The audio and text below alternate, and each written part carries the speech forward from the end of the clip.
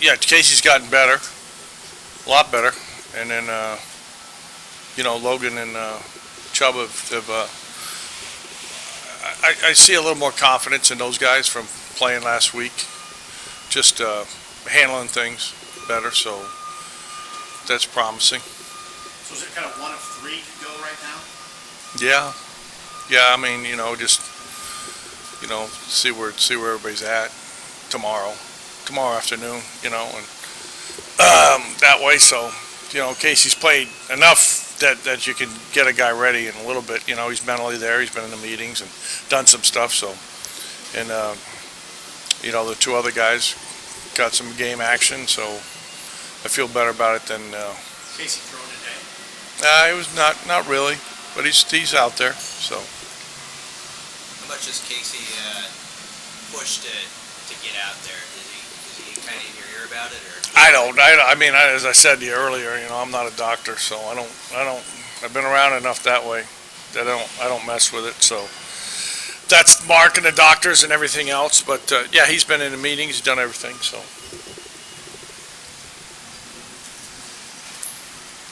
are those decisions like on game day, sort of in real time, or is that your kind of decisions? Is that the doctors? Is that talking with Mickey? Yeah, I don't.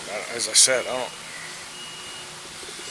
If somebody's hurt, I never would play a guy, and I did once when I was at UMass, and it was a mistake. Where he was a little groggy, and it's like, hey, for a series, and I went like, you're not right, and he said, yeah, so. And I was there when Colt McCoy got hurt on a Thursday night when Silverback James Harrison hit him, and then he went into the game and didn't, and that's when that whole thing. But we don't ever want anybody to ever do something that'll harm them. That's not, whether it's the NFL or here, I've never seen anything like that. So yeah, if they're hurt, they're hurt. They're tough guys. Play at this level. You got to be a tough guy. So have a lot of respect for the players, and certainly have a lot of respect for the doctors.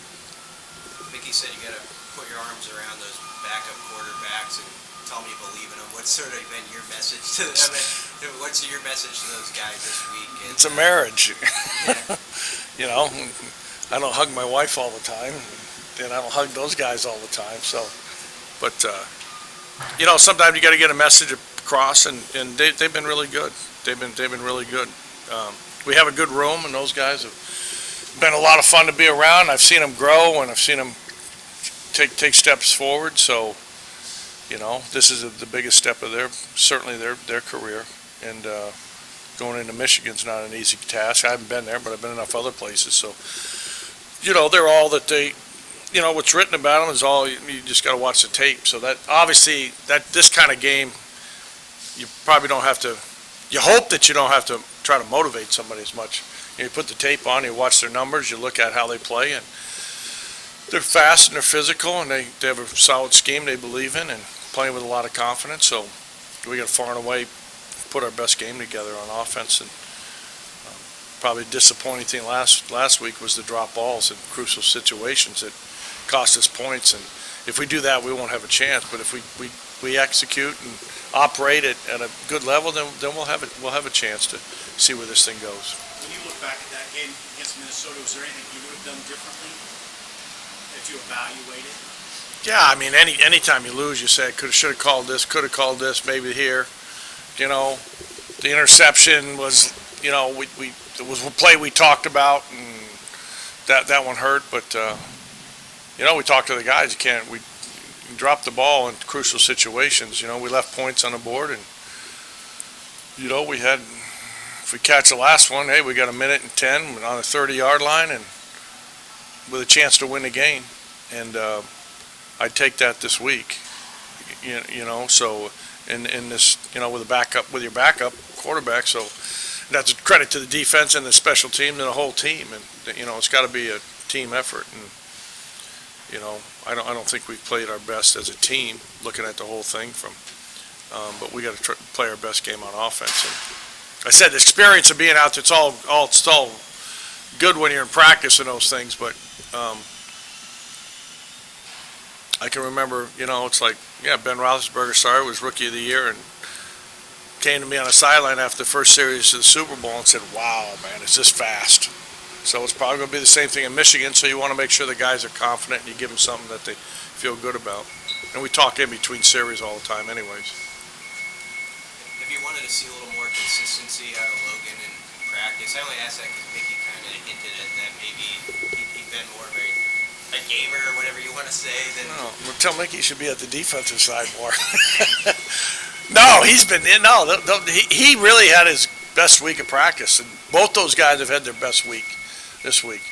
Chubb has been a lot more consistent throughout, but I told that to Logan. I said I had a lot of respect for you. It's not easy to may start a game and be third, but he stepped up during practice and he's continued that, and he's certainly been around here longer than Chubb has. But all the guys have gotten, both those guys have gotten great support from their teammates. There hasn't been any word that way. It's we'll just see how we go on that part. There's certain plays that Logan does a little bit better than Chubba, and certain things Chubba does. So we just see how it is. Really, I don't make those decisions really till Friday, till I see the guys that way. And the plan doesn't change, but they each have a set of plays. Same with the running backs that way. Maybe said he talked to you about maybe being more satisfied with a 3 or 4 yard run and playing more Big Ten football. What do you think of that sentiment, and how did that conversation go?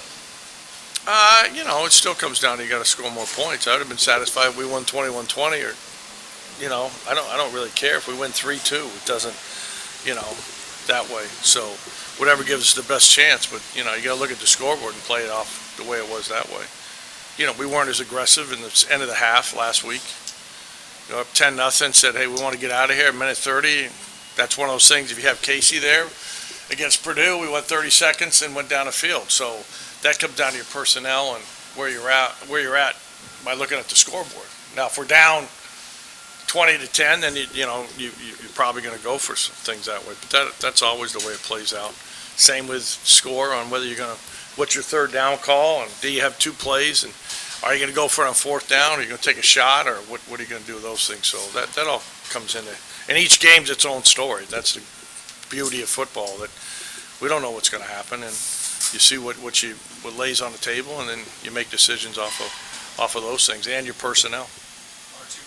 Mark, what's your reaction when you see you guys are 28, 29-point underdogs, and has there been a moment in your career that is comparable to that?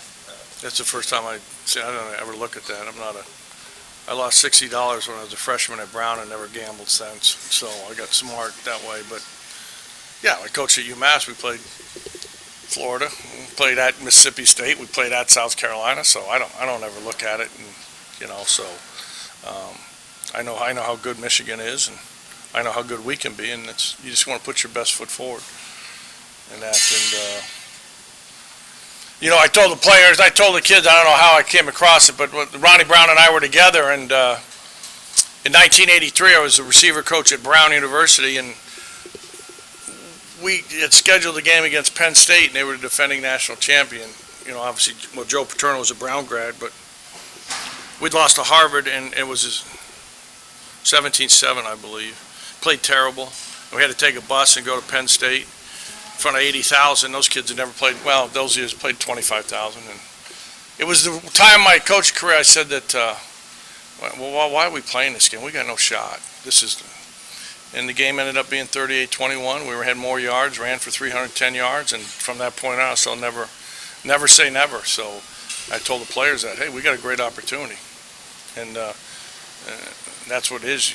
We're Division I, and we got a chance, and that's all you ask for. Did you cross paths with Harbaugh in your coaching career at all? Yeah, he came out to camp. I know John better since I was with all those years. He was with the Ravens. I was with the Steelers, and I'd see him. Jim came to camp at UMass. We had some players there, and so that way, and I've talked to him a couple times. I've seen him around, but I know John a little bit better than I do Jim. So, that way. Okay. Hey, great. Okay, see you now.